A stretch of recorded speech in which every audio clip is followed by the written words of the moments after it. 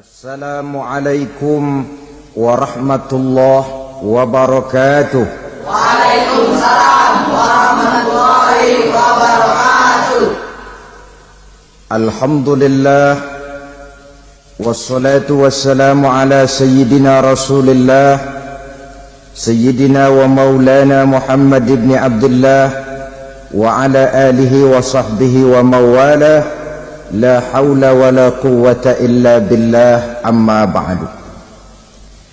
Bapak-bapak, ibu-ibu, saudara-saudara kaum muslimin rahimakumullah. Pada pertemuan yang lalu sudah saya jelaskan bahwa hidup selalu berakhir dengan kematian. Apabila datang kematian menimpa seseorang, datanglah kiamat baginya. Itu yang disebut dengan kiamat kecil. Hakikatnya mati adalah perpindahan dari kehidupan di dunia ini menuju kehidupan di alam barzakh. Menunggu kita di alam barzakh sampai datangnya saat kiamat. Entah 10 tahun, entah 100 tahun, entah 1000 tahun, hanya Allah saja yang maha tahu. Adapun orang-orang beriman yang melakukan amal kebajikan dalam kehidupan di dunia ini, masa penantian yang lama di alam barzakh buat mereka sebentar saja. Tetapi bagi orang-orang kafir yang ingkar, yang tidak beriman kepada Allah, yang hidup di dunia cuma menumpuk-numpuk dosa, tentu penantian di alam barzakh akan merupakan waktu yang sangat lama. Bukankah dalam kehidupan kita waktu itu memang relatif? Contoh misalnya, bagi pemuda-pemudi yang sedang duduk asyik memadu cinta, waktu 4-5 jam saja rasanya cuma 4-5 menit, tenggelam oleh keasikan. Tapi buat orang yang berbaring di rumah sakit, meratap di balik-balik apa itu tembok derita kata lagu, di balik dinding-dinding penjara, sehari bagai seminggu, seminggu rasa sebulan, sebulan boleh jadi rasa setahun. Penantian yang sangat lama. Kapan kiamat itu akan datang? Ini rahasia Allah. Jangankan kita yang orang awam, baginda Nabi sendiri tidak diberitahu oleh Allah kapan kiamat itu akan terjadi. Tetapi sungguh pun demikian, banyak hadis-hadis yang menjelaskan ciri atau tanda-tanda datangnya kiamat. Nah, kalau sudah bicara soal tanda kiamat itu ada 2.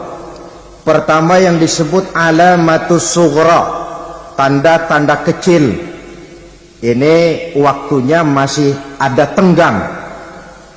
Ada yang dinamakan alamatul kubra, tanda-tanda besar. Artinya kiamat sudah diambang pintu. Apa tanda-tanda kecil dari datangnya hari kiamat itu? Misalnya kata Nabi, apabila ilmu sudah diangkat oleh Allah, artinya apabila ulama sudah banyak wafat, minat orang belajar agama berkurang, lalu kebodohan nampak merajalela di mana-mana, zina dikerjakan secara terbuka, minuman-minuman keras jadi kebanggaan. Itu termasuk di antara tanda-tanda kecil terjadinya hari kiamat. Apalagi misalnya iza waladatil ammatu rabbataha, apabila budak sudah melahirkan tuan. Apa maksudnya? Ada yang mentafsirkan apabila anak sudah bisa membudaki orang tuanya. Orang tua yang melahirkan dia, yang membesarkan dia, demi setelah si anak besar jadi orang berpangkat, bertitel, berharta, berkedudukan, jadilah orang tua itu budaknya. Sehingga sering dibilang kalau orang tua kaya, anak jadi raja. Tapi kalau anak yang kaya, orang tua sering jadi budak.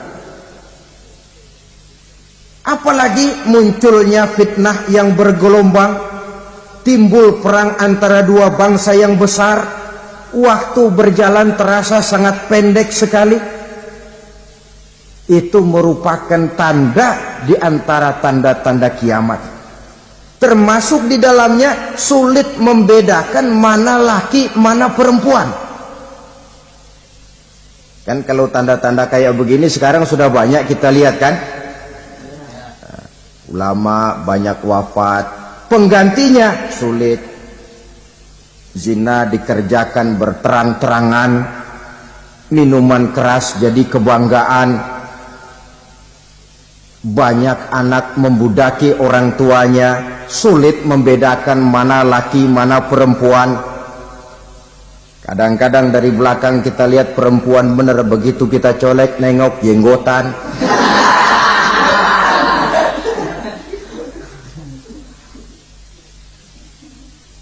Ini termasuk tanda-tanda kecil, masih ada tenggang sampai akan terjadinya kiamat itu. Nah, yang dimaksud dengan tanda-tanda besar, ini tanda besar artinya kiamat sudah di ambang pintu. Pertama, matahari terbit dari sebelah barat. Apabila matahari sudah terbit dari arah sebelah barat, tertutuplah sudah pintu taubat. Bersabda Nabi kita, la taqumus sa'atu hatta tatlu'a syamsu min maghribiha.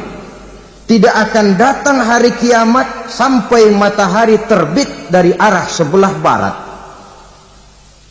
Fa iza tala'at, manakala matahari telah terbit dari arah sebelah barat, wara'ahan nasu, manusia banyak menyaksikan itu, amanu ajma'un, mereka pun lalu beriman.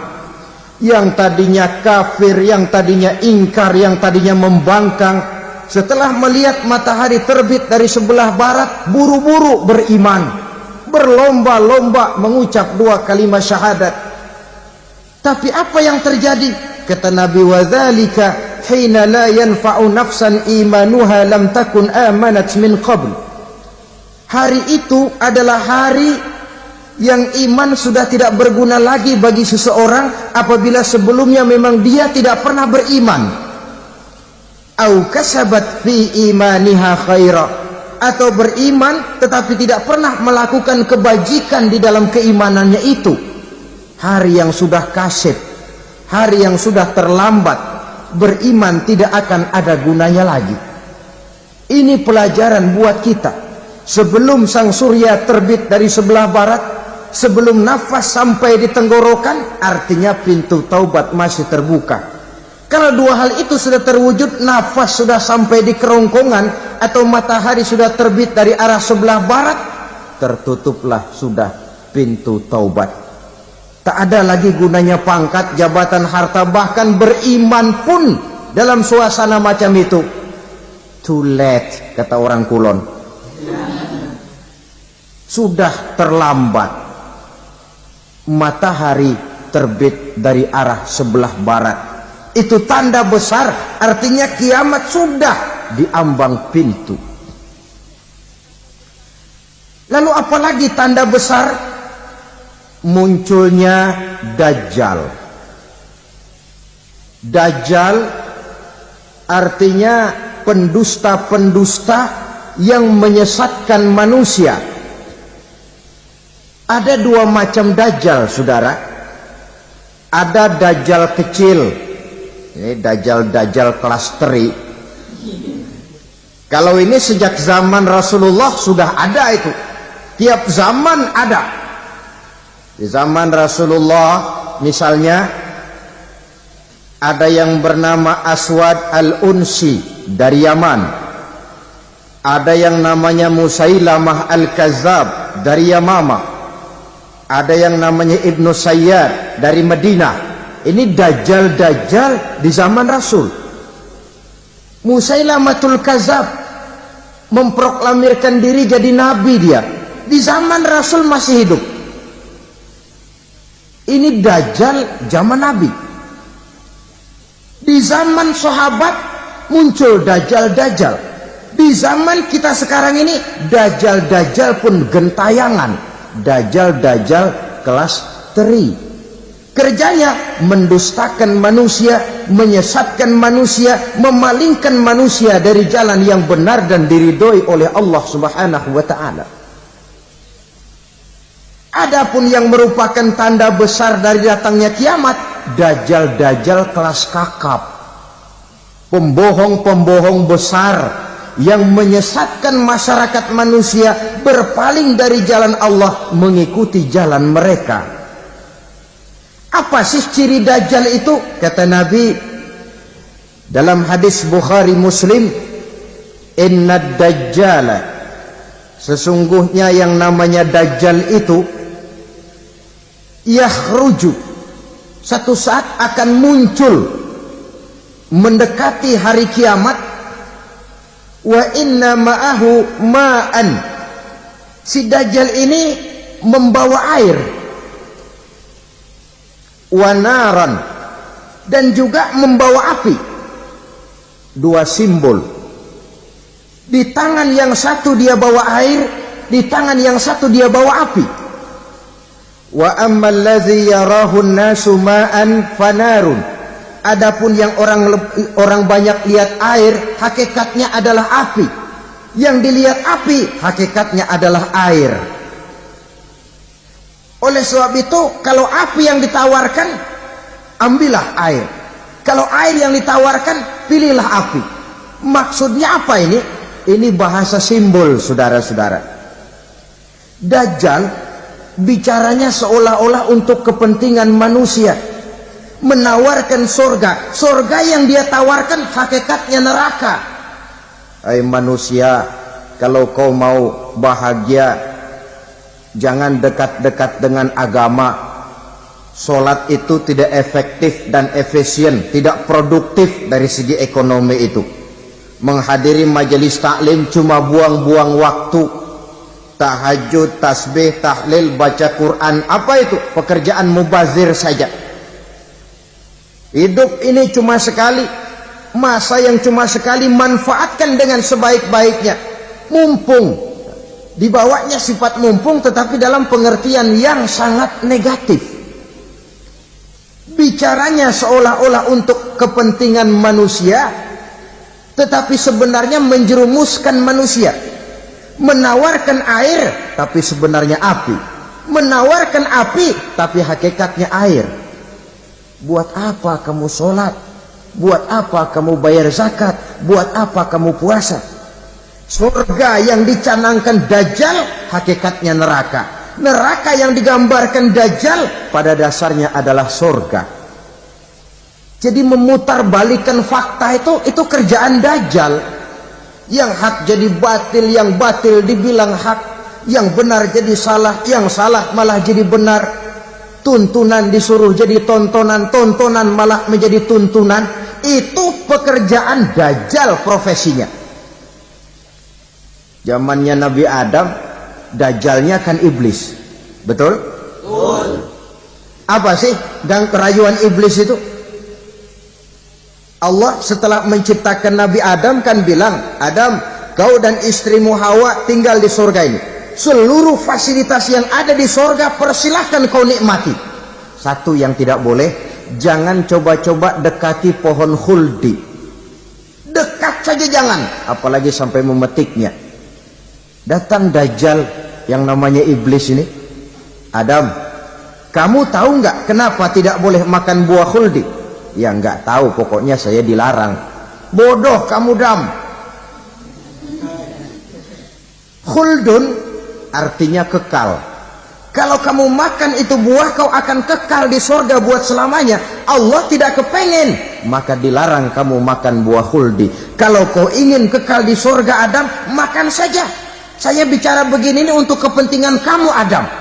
Ini kan ciri-ciri Dajjal. Bicaranya sih seolah-olah untuk kepentingan Nabi Adam, hakikat sebenarnya menjerumuskan Nabi Adam supaya ingkar dan melanggar larangan dari Allah Subhanahu wa ta'ala. Jadi setelah muncul Dajjal, timbul kekacauan-kekacauan di masyarakat. Banyak yang terpengaruh, terpedaya dan terpesona. Termasuk mereka yang memproklamirkan diri jadi nabi, mereka yang memproklamirkan diri jadi rasul di zaman sesudah Rasulullah wafat. Itu adalah Dajjal. Maka saya ingatkan, kalau di zaman kita sekarang ini ada orang ngaku jadi nabi, ada orang ngaku jadi rasul, biar bahasa Arabnya kental, Quran hafal, hadis ribuan hadis hafal, biar pakai serban sampai menyengser ke tanah, bahasa Arabnya fasih, tapi dia mengaku jadi nabi, jadi rasul. Kita umat Islam wajib tidak percaya, wajib untuk tidak percaya. Itulah Dajjal zaman kita sekarang ini. Tidak mustahil mereka datang mempengaruhi orang-orang awam supaya berpaling dari Rasulullah, mengikuti mereka. Nah, di akhir zaman nanti mendekati hari kiamat, Dajjal ini muncul, Dajjal kelas kakap, menyesatkan masyarakat manusia untuk berpaling dari Islam, mengikuti seruan mereka. Apalagi di antara datangnya kiamat itu, tanda yang besar itu, turunnya Nabiullah Isa Al-Masih, putra Maryam. Menurut berbagai hadis yang sahih, Nabi Isa Al-Masih nanti akan turun lagi, tidak membawa risalah yang baru, tapi meluruskan risalah Islam ini yang telah banyak ditinggalkan oleh masyarakat. Bahkan ada hadis menjelaskan beliau akan membunuh Nabi, mematahkan kayu-kayu salib, lalu melaksanakan haji dan umrah mengikuti syariat Nabi Muhammad, bukan membawa agama baru. Menjadi semacam mujaddid, reformer, menyelamatkan manusia dari bisikan Dajjal. Bahkan ada riwayat yang menjelaskan bahwa Nabi Isa berhasil mengalahkan Dajjal, mengembalikan masyarakat manusia kembali kepada ajaran Islam yang datang dari Allah, dibawa oleh Rasulullah Sallallahu Alaihi Wasallam. Dengan kata lain, turunnya Nabi Isa bukan sebagai Nabi dan Rasul baru, tetapi mengikuti syariat Nabi kita Muhammad Sallallahu Alaihi Wasallam. Saudara hadirin, ibu-ibu hadirat yang saya hormati, kemudian apalagi di antara tanda-tanda besar akan datangnya kiamat itu? Keluarnya asap atau awan. Kata Nabi, inna min asrati sa'ah dukhanan yamla'u ma bainal masyriqi wal maghrib. Di antara tanda-tanda kiamat munculnya awan atau asap yang memenuhi antara langit dan bumi. Ini pun diperkuat dalam surah Ad-Dukhan ayat 10. Fartaqib yauma ta'ti as-sama' bidukhanin mubin fayughshan nas hadza azabun alim. Bagi orang-orang yang beriman, mereka biasa-biasa saja. Tapi bagi orang kufur, datangnya asap dan awan ini merupakan azab yang kelewat pedih. Barangkali sedikit mendekati gambaran tentang azab yang pedih ini, saya ingatkan alam pikiran kita kepada peristiwa yang belum lama terjadi. Pernah dengar berita bocornya reaktor nuklir di Chernobyl, Uni Soviet? Pernah dengar? Nah. Bocornya reaktor nuklir di Chernobyl yang mengakibatkan ratusan bahkan sangat mungkin ribuan nyawa. cuma satu reaktor. Bagaimana kalau seluruh cadangan nuklir yang dimiliki oleh para negara adikuasa ini diledakkan? Bahkan yang konon menurut catatan, cadangan nuklir yang dimiliki bersama oleh Amerika dan Rusia sekarang ini sudah sanggup memusnahkan 6 miliar manusia. 1,5 kali lebih banyak dari jumlah manusia yang nongkrong di permukaan bumi ini. Saudara-saudara hadirin yang saya hormati, lalu saat mendekati hari kiamat, apalagi tandanya setelah Nabi Isa wafat pada saat turunnya yang kedua kali, lalu Allah meniupkan angin sejuk, semua orang-orang beriman, orang-orang baik wafat, sehingga penghuni bumi ini cuma tinggal lagi terdiri dari orang-orang kafir. Tidak ada lagi di bumi ini yang bisa mengucapkan Allah. Sehingga dalam hadis qudsi itu ada keterangan, innallaha azza wa jalla yaqulu li Israfil. Allah pernah pesan kepada malaikat Israfil, kata Allah, Israfil, iza sami'ta qailan yaqul Allah Allah fa akhirin nafah 40 sanatan ikraman liqailiha. Hai Israfil, apabila kau dengar di permukaan bumi masih banyak orang yang mengucapkan Allah Allah, maka tunda sangkakala kiamat itu 40 tahun. Untuk apa? Ikraman liqailiha, menghormati orang yang mengucapkan Allah Allah itu. Wah, jadi karena sekarang masih banyak yang mengucapkan Allah, besar hatilah kita, masih jauh kiamat itu. Tapi jangan lupa, kiamat pribadi, kiamat kecil itu yang nggak kita sangka-sangka. Ajal datang mencabut nyawa, itu kiamat pribadi, dan itu yang pasti kita hadapi, dan itu yang membuat kita tidak boleh bersikap main-main di dalam kehidupan sekarang ini. Saudara hadirin yang saya hormati, tidak ada lagi orang-orang muslim. Seluruh penduduk dunia ini kafir. Lalu terciptalah struktur sosial yang berlandaskan prinsip hidup semau gue. Bakal terjadilah prinsip di mana yang kaya menyantap yang miskin, yang kuat menindas yang lemah. Hidup sudah bagaikan di rimba belantara, berlaku hukum rimba, siapa yang kuat dia yang menang, siapa yang lemah menjadi mangsa. Timbul kekacauan, maksiat merajalela, munkarat menjadi-jadi, sehingga isi bumi ini penuh dengan segala macam perbuatan dosa. Tidak ada perlunya lagi alam diperpanjang temponya. Datang saat yang sudah dijanjikan oleh Allah Azza wa Jalla, maka terjadilah yang disebut kiamat kubra, kiamat besar, kiamat hancur-hancuran.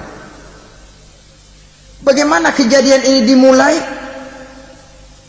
Dalam surah Az-Zumar ayat 68, Allah Subhanahu wa taala berfirman, wa nufikha fis-suri fasa'iqa man fis samawati wa man fil ardi illa man sya'allahu. Maka manakala ditiuplah sangkakala, terkejutlah seluruh yang ada di langit dan seluruh yang ada di bumi. Bila saat kiamat datang, Allah perintah malaikat Israfil, Israfil, tiup sangkakalamu. Ditiuplah sangkakala oleh malaikat Israfil. Yang akibat daripada tiupan itu, seluruh yang ada di langit, seluruh yang ada di permukaan bumi terkejut. Yang ada di langit siapa? Malaikat kan. Bayangin aja kalau malaikat kaget, apalagi kita. Terkejut seluruh makhluk yang ada di bumi, yang ada di langit mendengar suara sangkakala itu. Bunyinya tidak sanggup kita bayangkan dahsyatnya. ledakan nuklir, ledakan neutron, belum apa-apa ketimbang bunyi sangkakala malaikat Israfil ini.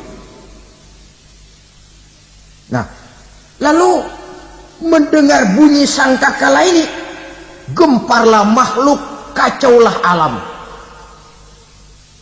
Bumi gempa, planet-planet bertabrakan, gunung meletus, air laut tumpah ke darat, angin topan bertiup, halilintar menyambar. Lalu semua yang bernama hidup mati total. Mati bareng tanpa persiapan. La haula wala quwata illa billah. Saya kadang-kadang dalam tafakur bermohon, ya Allah, mudah-mudahan saya enggak nemuin kiamat beneran. Ngeri. Tidak bisa kita bayangkan macam apa suasana seperti itu. Allah saja banyak memberikan gambaran, misalnya Al-Qari'ah, wa mal qari'ah, wa ma adraka mal qari'ah. Kejadian yang menggemparkan. Tahukah kamu apa kejadian yang menggemparkan itu? Yauma yakunun nasu kal farasil mabsus wa takunul jibalu kal ihnil manfus. Pada saat itu manusia berterbangan bagai kupu-kupu. Gunung berterbangan seperti kapas ditiup angin. Gunung saja macam kapas, konon lagi manusia. Kematian total, mulai semut sampai gajah mati, jin mati, iblis mati, malaikat mati. Malaikat saja mati. Saudara hadirin yang saya hormati, kematian total yang tanpa persiapan. Orang bilang, Pak, kalau mati bareng begitu yang repot malaikat maut dong ya. Cabut sana, cabut sini. Itu kalau menurut logika kita, mestinya begitu menurut logika. Tapi logika juga yang bilang nggak perlu serepot itu. Sebab untuk mematikan listrik di wilayah DKI, di wilayah Jakarta, nggak perlu tiap rumah didatengin matiin, ya lama.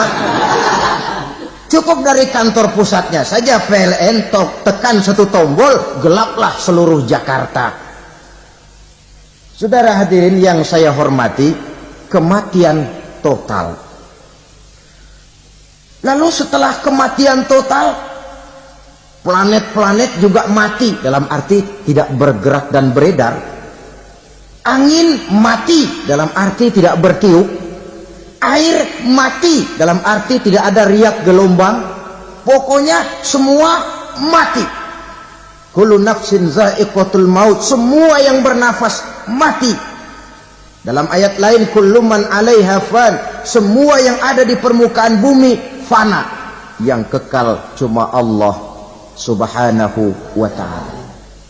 Yang paling belakang mati malaikat maut dan malaikat Israfil. Tapi mati juga sesuai dengan janji Allah.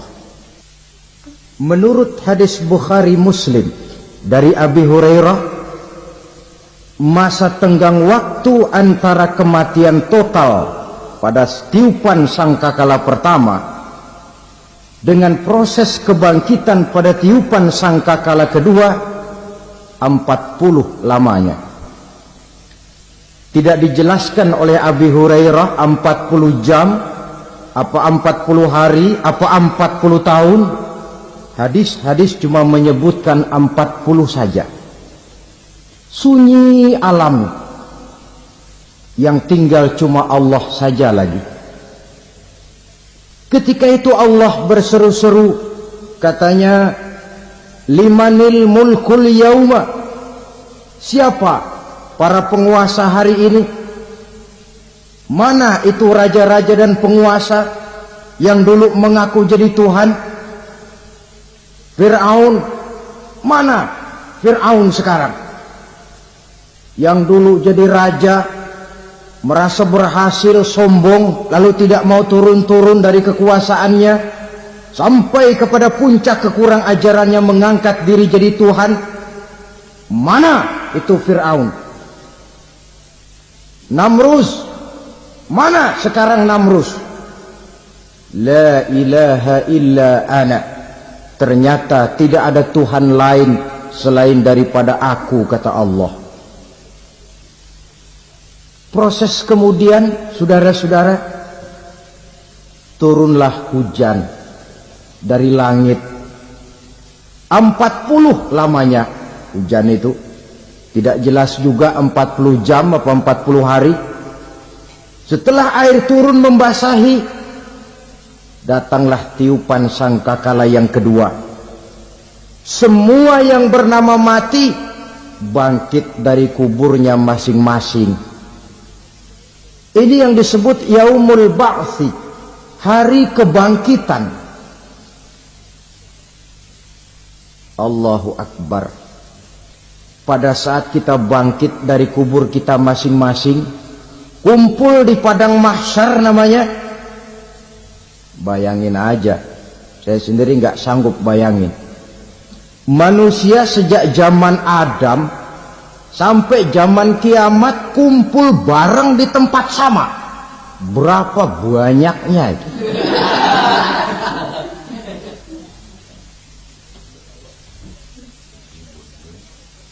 Dan yang luar biasa menurut satu riwayat, pada saat bangkit itu, Masya Allah, roman muka kita berubah, disesuaikan dengan amalan kita waktu di dunia ini. Barang siapa yang waktu di dunia amalannya itu amalan tikus,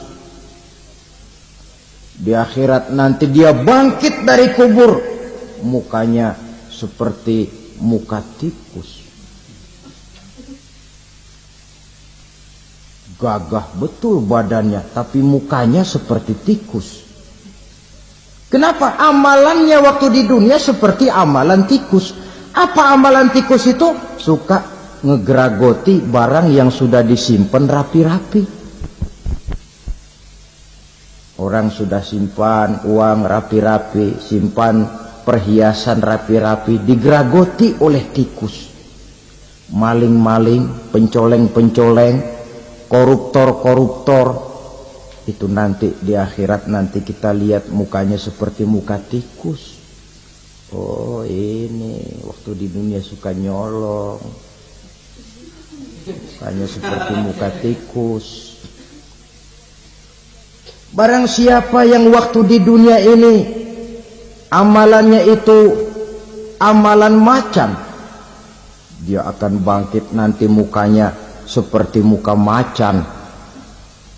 Apa amalan macan? Macan itu amalannya menang-menangan. Orang yang mau menang saja nggak mau mengalah. Coba lihat di hutan, kenal hutan nggak? Di hutan, raja hutan di mana-mana pasti macan, betul kan? Betul. Padahal hutan belum pernah bikin pemilihan umum. Tapi macan tidak peduli ada pemilihan umum apa tidak, pokok saya raja. Sebab apa? Macan jadi raja itu bukan karena benar, tapi karena kuat jadi raja. Setelah dia jadi raja, rakyat hutan yang mesti dilindungi malah dimakan oleh raja macan. Kambing rakyat hutan dimakan oleh macan. Ayam rakyat hutan dimakan oleh macan. Itu nanti kita lihat di akhirat itu mukanya seperti muka macan, gagah betul. Lalu barang siapa yang di dunia ini amalannya itu seperti amalan anjing, nanti dia punya muka seperti muka anjing. Apa amalan anjing? Pertama, anjing itu kalau disuruh jaga rumah, dia tidak bisa membedakan mana maling, mana tamu. Biar yang datang maling, kalau bawa tulang, anjing kalem. Yang kedua, anjing itu akan setia kepada siapa saja yang memberinya roti. Siapa yang memberinya roti, itulah majikannya. Apa kata majikannya pasti dia laksanakan. Soal benar atau salah dia tidak peduli. Setelah anjing dapat roti, dia tidak punya pilihan lain kecuali bilang, abdi mah kumaha juragan wae ayeuna mah.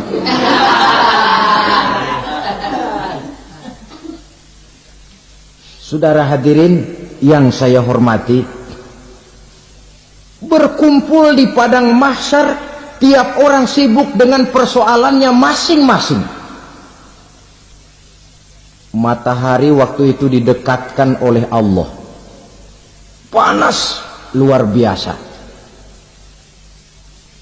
Ada yang saking panasnya itu mencucurkan peluh keringat sampai sebatas mata kakinya.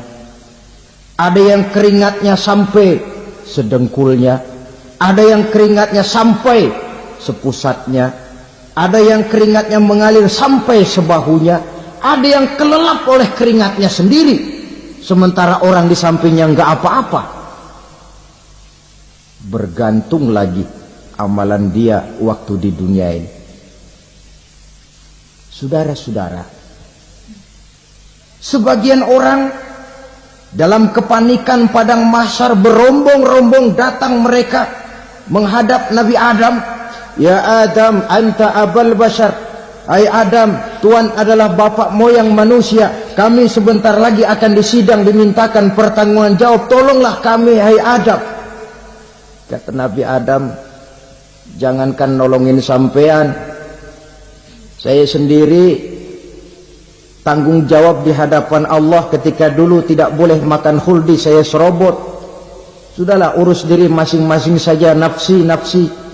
Begitu kata Nabi Nuh, begitu kata Nabi Ibrahim. Tiap orang bertanggung jawab sendiri-sendiri. Ketika itulah saudara-saudara, nikmatnya menjadi umat Nabi besar Muhammad sallallahu alaihi wasallam. Sebab apa? Walaupun menurut abjad kita ini umat paling belakang, kan paling belakang kita ini toh, karena Nabi Muhammad adalah Nabi akhir, tapi akan dihisap lebih dulu, lewat di atas sirat lebih dulu, masuk surga lebih dahulu ketimbang umat-umat belakangan. Ketika Rasul mendekati ajal, beliau tanyakan itu kepada malaikat Jibril. Malaikat Jibril berkata, Muhammad jangan khawatir, Allah sudah berjanji, inni haramtul jannata ala sairil anbiya hatta tadkhulaha anta, wa haramtuha ala sairil umami hatta tadkhulaha ummatuka. Surga aku haramkan buat seluruh nabi kecuali kalau engkau Muhammad sudah masuk ke dalamnya, dan surga aku haramkan buat seluruh umat kecuali kalau umatmu Muhammad sudah masuk ke dalamnya. Logikanya, walaupun menurut abjad kita umat paling belakang, bakal dihisab paling dulu, lewat di atas sirat paling dulu, masuk surga paling dulu, kalau mampir ke neraka juga paling dulu. Ya resiko. Jangan mau enaknya aja paling dulu. Saudara hadirin yang saya hormati, setelah masa kebangkitan itu jangan dikira begitu bangkit langsung diperiksa. Masih menunggu menanti ribuan tahun perhitungan padang mahsyar untuk sampai kepada proses yang disebut yaumul hisab, hari perhitungan. Seorang demi seorang bakal dipanggil. Bayangkan saja, kita se-RT saja di absen, kadang-kadang perlu waktu lama. Ini manusia sejak zaman Nabi Adam sampai datang hari kiamat, satu demi satu disidang di hadapan Qadhi Rabbul Jalil. Status sosial copot sudah waktu itu. Yang pernah jadi hartawan di situ tidak lagi kelihatan kehartawanannya. Yang pernah jadi jenderal tidak lagi dipanggil jenderalnya. Yang ustadz tidak lagi dipanggil al-mukarramnya. Seluruh status sosial selesai. Dipanggillah kita seorang demi seorang menghadap Qadhi Rabbul Jalil. Bagaimana proses penghisaban itu? Pertama, proses tanya jawab. Di antaranya ada hadis menyatakan, lan tazula qadama 'abdin yaumal qiyamah hatta yus'ala an arba'i khisalin. Besok di hari kiamat tidak akan bergeser telapak kaki seorang hamba sampai dia ditanya lebih dulu tentang 4 persoalan. Tentang ilmunya. Kemana ilmu itu diamalkan? Tentang umurnya. Di mana umur itu dihabiskan?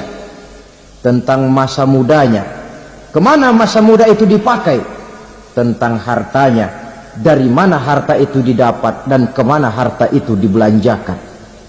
Ini termasuk proses tanya jawab.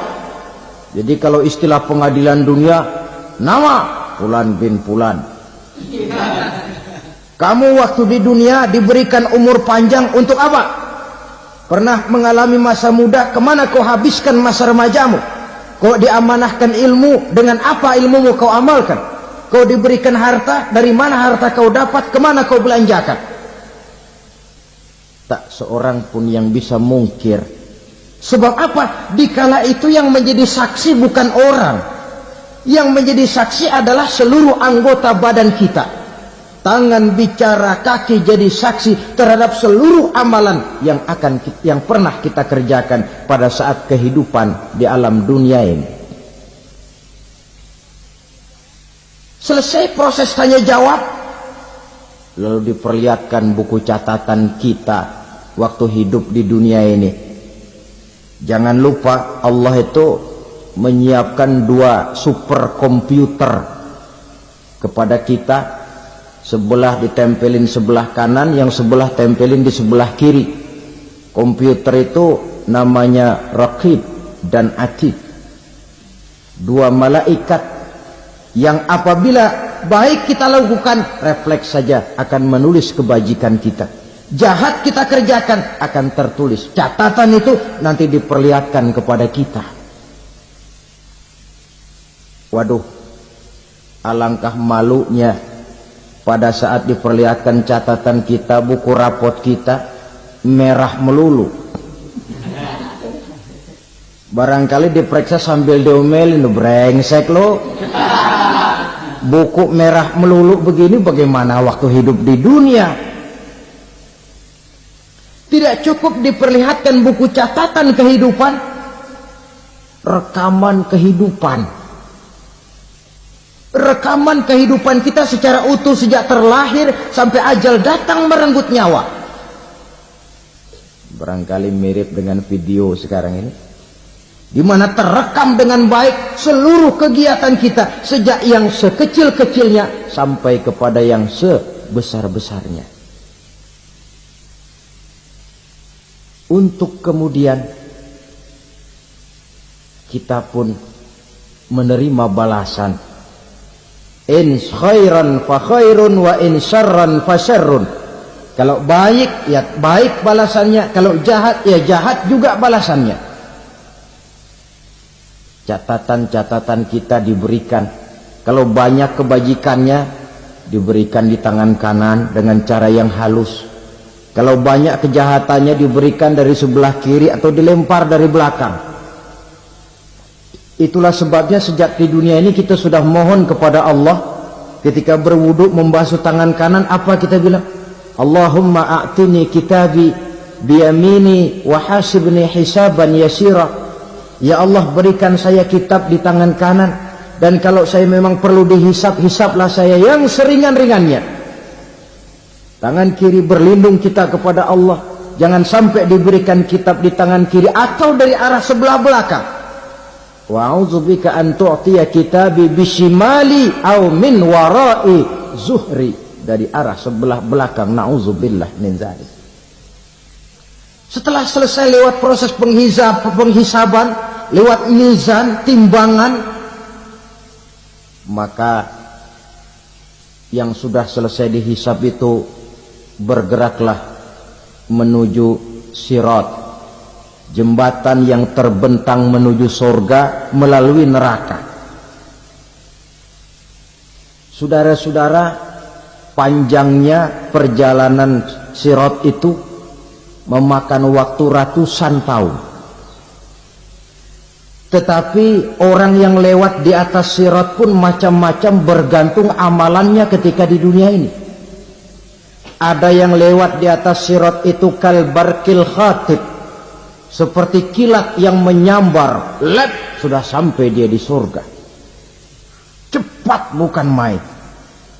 Ada yang lewat di atas sirat itu seperti orang lari-lari. Ada yang lewat di atas sirat itu seperti orang jalan biasa. Ada yang sambil merangkak, ada yang sambil ngesor, ada yang sambil gelayutan, ada yang selamat sampai ke ujung ke surga, ada yang tergelincir jatuh masuk ke dalam neraka, bergantung amalannya dalam kehidupan di dunia sekarang ini.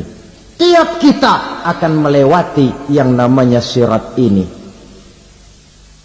Saudara-saudara kaum muslimin yang saya hormati, dengan demikian mereka yang selamat melalui sirat sampai ke terminal akhir surga, mereka yang ketika dihisab ternyata banyak kejahatannya daripada kebaikannya, mereka singgah di dalam neraka.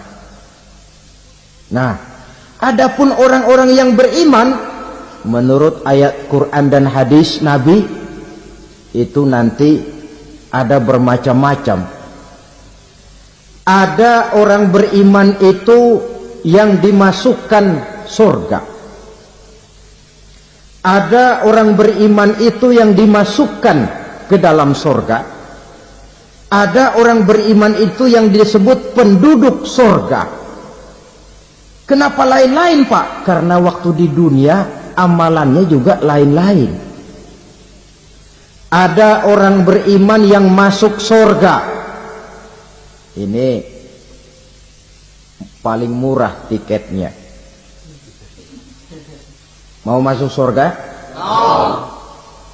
Kata Nabi begini, ma min abdin qala la ilaha illallah thumma mata ala dhalik illa dakhala al-jannah. Kalau seorang hamba sudah mengucap dua kalimat syahadat, dia yakin dengan kebenaran kalimat itu sampai matinya, orang itu akan masuk surga. Abi Dzar yang waktu itu diajak bicara heran, ya Rasul kok gampang betul? Iya, walaupun orang itu mencuri, iya, walaupun orang itu berzina, iya. Biar dia mencuri, biar dia berzina, kalau dia sudah mengucap dua kalimat syahadat, dia yakin dengan kebenaran kalimat itu sampai matinya, itu orang akan masuk surga. Jadi masuk surga cukup dua kalimat syahadat, yakin sampai mati, masuk surga. Itu perkara masuk. Tapi kalau pertanyaannya diterusin, masuknya kapan, Pak? Nah, ini lain lagi urusannya. Sebab ada yang masuknya itu langsung, ada yang mampir dulu. Di sana tempat cuma dua, kalau tidak surga, neraka. Mau ke surga tapi mampir dulu, yang mampirnya jelas di neraka.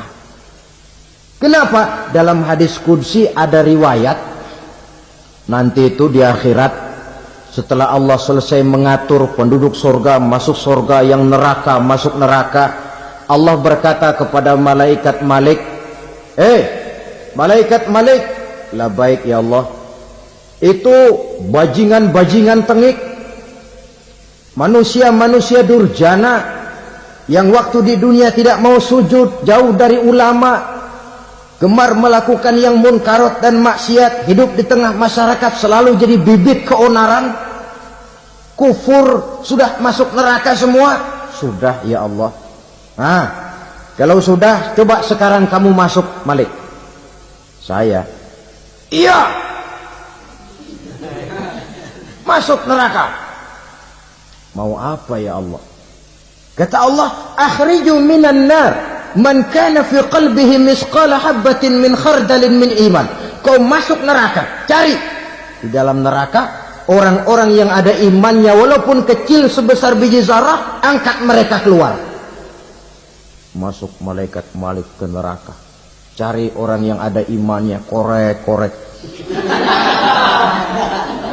Ya repot, udah pada gosong.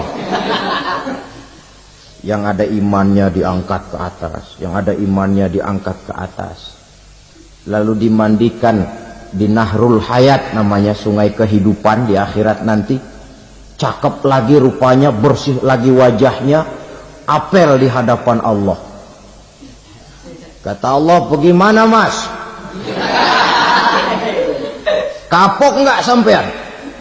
Kapok ya Allah. Nah, kalau kapok, idhab fadkhulil jannah. Pergi, masuk surga sana. Berangkat mereka ke surga. Ketemu sama teman-temannya yang udah sampai lebih dulu. Yang nggak pakai mampir lagi. Terjadi dialog. Kata teman-temannya yang udah pada nyampe duluan, mas, iya. Emang baru sampai? Saya baru sampai. Memang mampir di mana dulu mas? Kita sudah lama sampai di surga. Saudara buka surah Al-Muddathir ayat 34-35. Ma salakakum fis saqar? Kenapa kamu mampir di neraka Saqar? Qalu lam naku minal musallin. Mereka menjawab, kami mampir di neraka Saqar mas, gara-gara dulunya kami waktu di dunia tidak pernah sholat. Tidak pernah sholat? Tidak pernah. Karena rumahnya dekat masjid. Cuma dekat doang mas. Sholat mah enggak saya. Enggak pernah ngasih makan fakir miskin. Tidak pernah hadir di majelis taklim. Pendeknya tidak pernah melakukan kebajikan. Maka saya pun mampir di neraka Saqar. Untung betul saya punya iman mas, sedikit. Waktu hidup di dunia dulu saya pernah mengucap 2 kalimat syahadat. Sekali-kalinya waktu mau kawin. Masya Allah. Untung saja kawin. Kalau nggak kawin polos.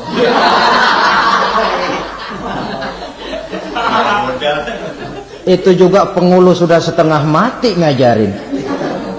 Asyhadu alla, asyaduaan, asyaduaan.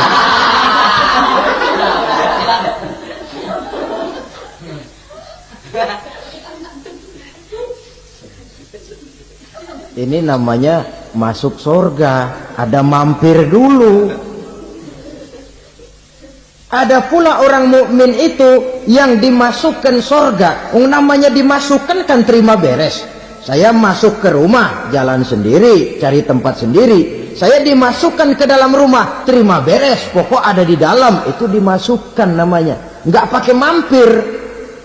Tapi tentu tiketnya lebih mahal ketimbang yang pertama tadi. Apa kata Allah?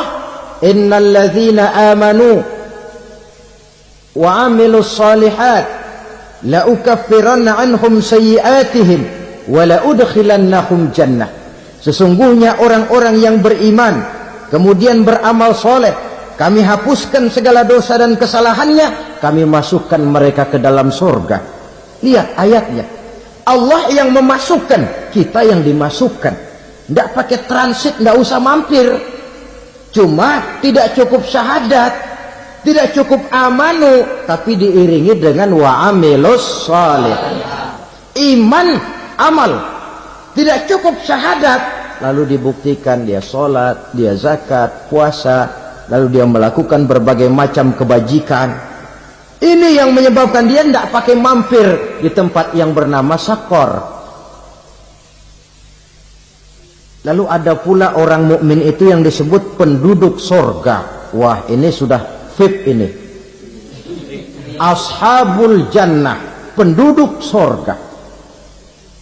Siapa mereka? Kata Allah, innal ladzina amanu summa istaqamu fala khaufun 'alaihim wa la hum yahzanun ulaika ashabul jannah hum fiha khalidun. Sesungguhnya orang-orang yang beriman lalu istiqamah, tetap dalam melaksanakan perintah Allah, tidak goyah, tidak labil tapi stabil, istiqamah, mereka tidak takut dan tidak bersedih hati. Merekalah penduduk surga. Iman, istiqamah. Tidak punya duit, sembayang. Banyak duit, sembayang. Miskin, sembayang. Kaya, tetap sembayang. Istiqamah. Kadang orang kalau susah rajin ke masjid, banyak duitnya ngelihat masjid melengos. Itu yang dibilang waktu miskin hamba Allah, setelah kaya jadi hamba harta. Bergeser, tidak ada nilai istiqomahnya.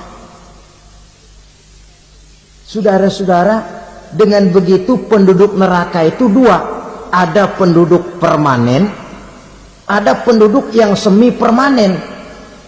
Yang semi permanen orang-orang beriman yang mempunyai dosa besar. Mereka masuk ke neraka untuk menerima azab sesuai dengan dosanya. Bila selesai masa azab itu, mereka akan diangkat untuk ditempatkan kembali ke dalam surganya Allah Subhanahu wa ta'ala. Nah, dikala itulah saudara-saudara, ada yang disebut syafaat dari Rasulullah Sallallahu Alaihi Wasallam.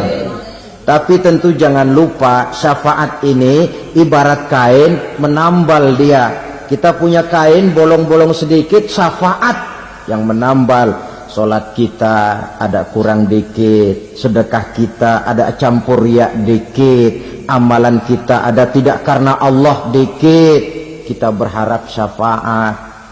Jadi biarlah kain masih bolong-bolong, yang penting punya kain. Tapi kalau kainnya tidak ada, yang ditambal apanya? Sholat tidak, puasa tidak, zakat tidak, berharap syafaat saja. Ya, terlalu berlebihan itu. Saudara hadirin yang saya hormati, apabila selesai proses penghisaban, proses penghitungan, maka dikala itulah manusia terbagi dalam dua kelompok besar. Fariqun fil jannah wa fariqun fis sa'ir. Sekelompok orang-orang beruntung yang masuk ke dalam surga, dan sekelompok lagi masuk ke dalam neraka. Akan memakan waktu untuk menceritakan sifat surga dan neraka, tapi insya Allah pada kesempatan pertemuan lain saya sampaikan. Namun sebagai gambaran umum cukuplah saya sampaikan sebuah hadis qudsi. Allah jelaskan, a'dadtu li'ibadiyas salihin ma la aynun ra'at wa la uzunun sami'at wa la khatara fi qalbil bashar. Aku sediakan buat hamba-hambaku yang soleh, yang tidak pernah terlihat oleh mata, tidak pernah terdengar oleh telinga, dan belum pernah terdetik dalam hati manusia. Jadi kenikmatan surga belum pernah dilihat mata, belum pernah didengar telinga, belum pernah terdetik dalam hati. Pedihnya azab neraka belum pernah terlihat mata, belum pernah terdengar telinga, belum pernah terdetik dalam hati. Saudara hadirin yang saya hormati, oleh karena itu, sebagai uraian akhir daripada kiamat ini, marilah sama-sama kita memanfaatkan hidup dengan sebaik-baiknya, supaya jangan timbul penyesalan di hari kemudian nanti. Mudah-mudahan kita seluruhnya diselamatkan Allah dari azab neraka dan mendapat surga dan ridhonya. Sekian dan demikianlah pertemuan kita kali ini. Terima kasih banyak atas segala perhatian. Mohon maaf atas segala kekurangan. Usikum wa nafsi bitaqwallah. Wassalamualaikum warahmatullahi wabarakatuh.